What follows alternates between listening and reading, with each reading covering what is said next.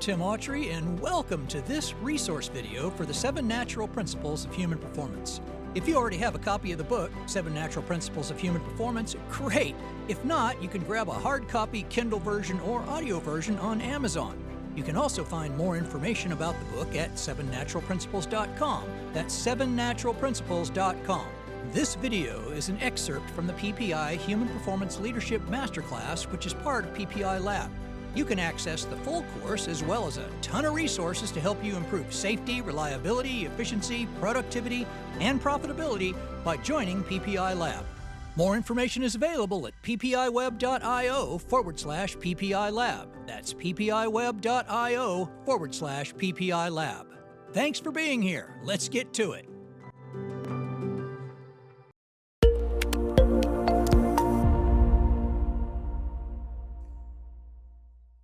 So these are the primary performance needs. These are adapted from a course created by Tony Robbins called Creating Lasting Change. And when Tony Robbins got to a certain point in his career and he'd had all this real-world experience of watching people absolutely transform because of employing the techniques that he had learned and all of that, he put together a course for psychologists to teach them a lot of the stuff that he had learned. And that's what this course is, Creating Lasting Change. Again, if you really want to go deeper into what we're talking about here, highly recommend you buy that course. You can go on to tonyrobbins.com and buy a copy of it. Fantastic course. We are employing it here. And by the way, he calls it Human Performance Needs. We changed the name to Primary Performance Needs. And we're applying it directly to how to use the individual performance model. So let me go over here to the whiteboard for just a second. Let's say I want to influence this person right here. I'm out here, right? So I have to get through their mindset and their perception in order to even generate any thoughts, feelings, and etc. Because what I'm looking for is them making different choices to do different things and do things in different ways. So first thing you have to realize is any person that you want to influence has a mindset about you. And the first question I want to ask you is, who's predominantly responsible for that mindset about you? You are! So, if every time you attempt to talk to your 14-year-old daughter and she just rolls her eyes and does whatever, that's because her mindset about you is not necessarily positive. Well, you are primarily responsible for having created that mindset. And because, in that case, her mindset could be generally negative about you, she's going to be looking for and amplifying anything negative she can find. Perception. Again, this is going to be about specific things. And let's go back and talk generically now. So you need to get through all of this personality stuff before you have a prayer of influencing this individual. So as we talked about in the individual or in the personal screening process, you want to come at this from a perspective of what's in it for them with your best understanding of their current mindset and perception. Simple, right?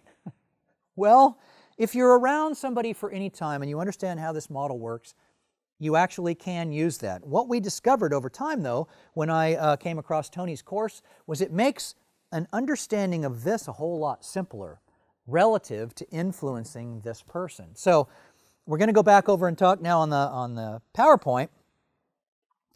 These primary performance needs give you a much simpler way of understanding how to approach this individual. So let's go talk about it. The idea behind this is there are 6 predominant or primary needs that human beings have. We have these to differing degrees. However, virtually all of us have some level of all 6 of them. I don't want to speak in absolutes, but essentially that's the case.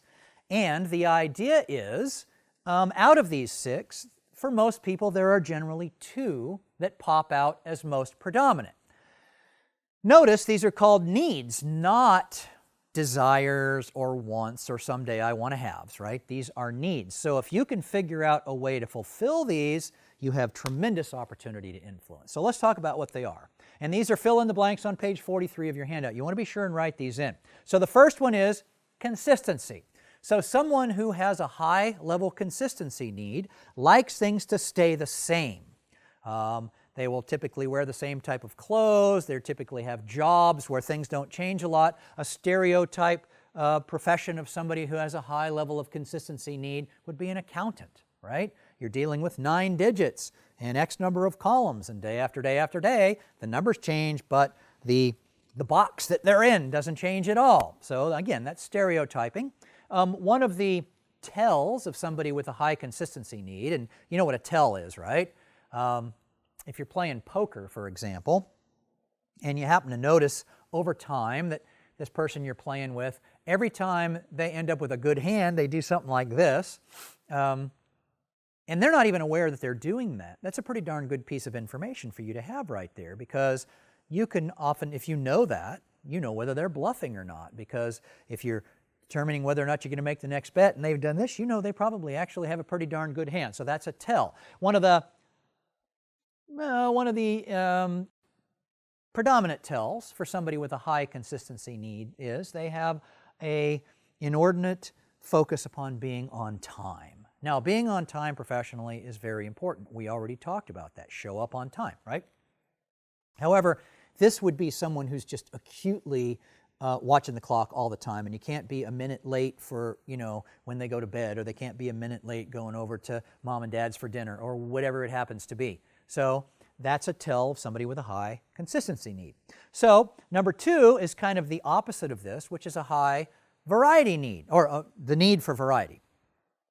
Now, people with a high need for variety are people that get bored very easily. One of the things about this, so I'll just tell you here, I have a very high variety need and a fairly low consistency need. Now, I have some consistency need, but I have a high variety need.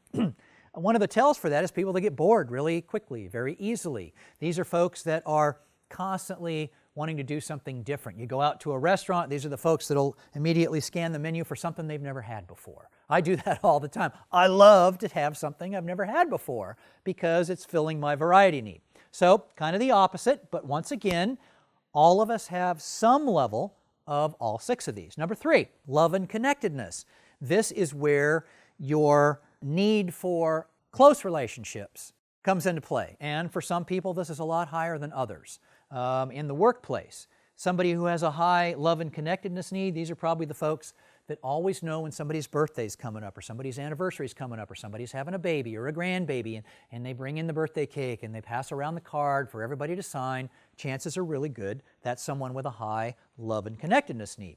Number 4 is significance. Now, significance is a need that kind of gets a bad rap. Think about this. So somebody donates $10 million to build a new cancer wing on a hospital, and they want their name plastered across the top of the building.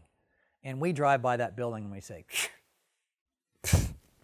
yeah, they want to have their name put on that building, totally discounting the fact that they gave $10 million to build that and it's doing a whole lot of good, right? So significance, again, is not right or wrong, should not have a bad rap, and I just about guarantee you, no matter who you are, you have some level of significance as a need. I'll be perfectly honest, I really like my frequent flyer status on American Airlines, the fact that I always get to get up to the front of the line and oftentimes get to sit in the front of the plane and all of that. And it's not because I want people to see me there, it's just an internal thing.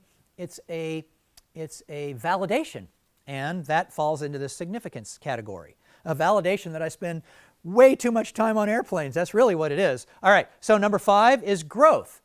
These are folks that are constantly wanting to learn new things and do new things. And you think of people who are constantly very interested in documentaries like Bill's Mind, The Mind of Bill Gates and stuff like that, and wanting to learn about history and all kinds of things, and wanting to do new and different things, learning to play an instrument, learning a foreign language, that sort of thing. Those are people with a high growth need. And then down here, number 6 is contribution. These are folks who have a high need to go beyond themselves. You remember Maslow's hierarchy, where in the last few years of his life he decided and identified there was something beyond self-actualization, and it was self-transcendence, doing something for the benefit of others? Well, some people have a real high need in that area to contribute for the benefit of others, and these would be people that are always volunteering, always giving, that sort of thing. All right, Now, I want to demonstrate, I'm going to use myself as an example to demonstrate to you how to use this. Now, I have a hard time narrowing my primary needs down to just 2. I have to bring it down to 3. And my predominant or primary needs are variety, growth, and contribution. And when you look at the way I've lived my life, you can, that pretty much validates that. You can see that that's true. So, let's say that I report to you and you want to influence me to do something. I'm going to show you how you would approach me. Let's say that I report to you and there's this new project that's come along and you're thinking about who the person should be to manage the project or lead the project or whatever, and my name immediately pops into your head. And you think to yourself, well, that's not necessarily right because I tend to give Tim more work than a lot of the other people, and one of the reasons for that is because I've always been an A player. My whole life I have always sought to add lots of value. I've worked really hard. It's just part of what makes me me. And again, it's not right or wrong, good or bad, it's just the way I am. So in the work environment, I've always kind of been one of those folks that if you're going to give something to them, they're going to exceed your expectations. That's pretty much what I've always done. So, my name pops into your head. So here's how you would approach me if you really wanted to get me to do this. So you'd come up to me and you'd say, Tim, I got this new project and I was thinking about who the right person would be to give this to or to lead the project, and your name immediately popped into my mind. Now, you're going to schmooze me a little bit, right? And you say, and I got to tell you, I felt a little bit guilty about that because I think I tend to give you a little more work than some of the other folks on the team, and that's because I know when I give you something, man, you're going to rock.